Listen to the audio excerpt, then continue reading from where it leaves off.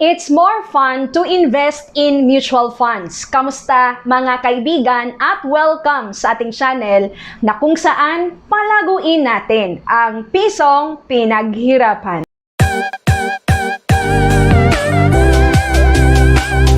Bakit nga bang magandang magsimulang mag-invest sa mutual funds? Aba, yan ang isa-isahin natin sa video na ito. Now na!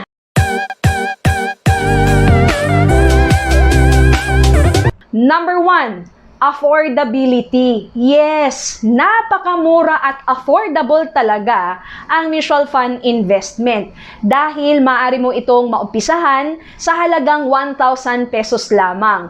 At kung ikaw ay nagsimulang mag-invest sa mutual fund and you are an IMG member, alam mo ba, once na mag-enroll ka sa IMG, magbayad ka ng 5,500, meron kang automatic na 1,000 pesos worth of shares sa IMG Soldivo Fund mo at talagang napakaabot kaya ang pagtatap up dito dahil pwede mo yan gawin as low as 20 pesos lang. Pangalawa, kapag sinasabing mutual fund investment, ito ay diversified. Ibig sabihin, yung pera na ka-invest dito, hindi lang isang kumpanya ang nabili mo. Kung hindi, iba't ibang kumpanya yan. Actually, ito po yung top 10 companies na ma-own mo once na nag-invest ka sa mutual fund. Ito po ay example ng isang investment portfolio ng isang mutual fund sa Soldivo. Of course, bawat mutual fund companies, iba-iba po yung laman ng mga kumpanya sa ginagawang investment portfolio nung tinatawag na fund manager. Bakit ginagawa nilang diversified ang investment portfolio sa mutual fund? Para mabawasan yung tinatawag na risk. Of course, sa lahat naman talaga ng bagay, mapa-investment or sa buhay, may kaakibat na risk yan. Kaya, kapag ikaw ay nag-invest sa mutual fund, ito ay mababawasan dahil sa tinatawag na diversification. At ang pangatlo, ang mutual fund investment, alam mo bang hindi mo kailangang bantayan yan? Hindi mo kailangang maging expert para makapag-invest ka dito dahil professionally manage ito. Merong tinatawag na fund manager na kung saan ang trabaho niya, mapapalago niya yung investment portfolio na kung saan nakibakas ka. Diba? Kaya hindi mo kailangang bantayan araw-araw magkano ang presyo, diba? Bakit trabaho po yun nung tinatawag na fund manager? And at the same time, dahil actively manage ang mutual fund investment ng isang fund manager, so talaga namang maganda ang magiging resulta. Mababawasan din yung pagkalugi dahil expert ang taong yan eh, di ba? So siya ang nagde-decide kung kailan niya tatanggalin doon sa investment portfolio ang isang kumpanya dahil pangit ang performance nito, papalitan ng bagong kumpanya na maaring makapagdagdag value doon sa investment portfolio ng mutual fund. Pang-apat, kapag sinasabing mutual fund investment, of course, kikita tayo. But you have to take note, ang earnings sa mutual fund investment, hindi po yan instant. Hindi po yan agad-agad.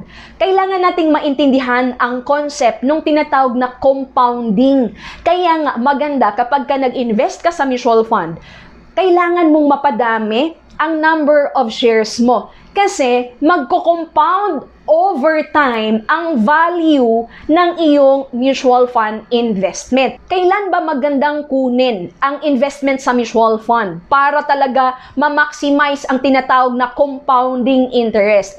Minimum of 5 years. The longer you will invest in mutual funds, the better. Ngayon, disclaimer lang po ha, ang earnings natin sa mutual fund, hindi po yan guaranteed, hindi po yan fixed, at maglalagay ka ng pera sa mutual fund kung yung pera na yan ay gagamitin mo 5 years or more. At ang panglima, liquidity. Ano ibig sabihin yan? Madaling ma-convert into cash. Dahil kapag ka nag-invest ka sa mutual funds, kaya ka tinatawag na shareholder dahil yung pera mo nakakabili ng shares. Ngayon, syempre, every time na magta-top up ka, mag-invest ka, bumibili ka, di ba? So, yung pera mo, talagang nagiging share siya. So, pinapadami mo yung shares mo. Ngayon, kailan kaya magiging pera ulit yung shares mo na ito? Syempre, Kapag ka i-redeem mo, meron kang i-click na redemption sa loob ng iyong portal or sa loob ng iyong online platform, kung ano man yung ginagamit mo. Then, syempre, ikaw magde-decide ilang shares ang iyong ibebenta. Ipaprocess yan. Mangyayari 5 to 7 banking days ang processing ng redemption mo sa iyong mutual fund investment. At alam mo ba, ang kita mo or earnings mo sa iyong mutual fund, tax exempt yan. I hope you find this video informative. If you do, kindly share this video to your families and friends para sila din ma-aware. Ito yung mga ilan sa mga advantages ng mutual fund investment. At kung nais mo pang matuto ng proper way of investing or ng financial education, maaari kitang turuan o maten ka lang sa ating free live webinar every day, 8:30 p.m. Philippine time po yan. Mag-message ka lang sa ating Facebook Messenger para mabigyan kita ng detalye.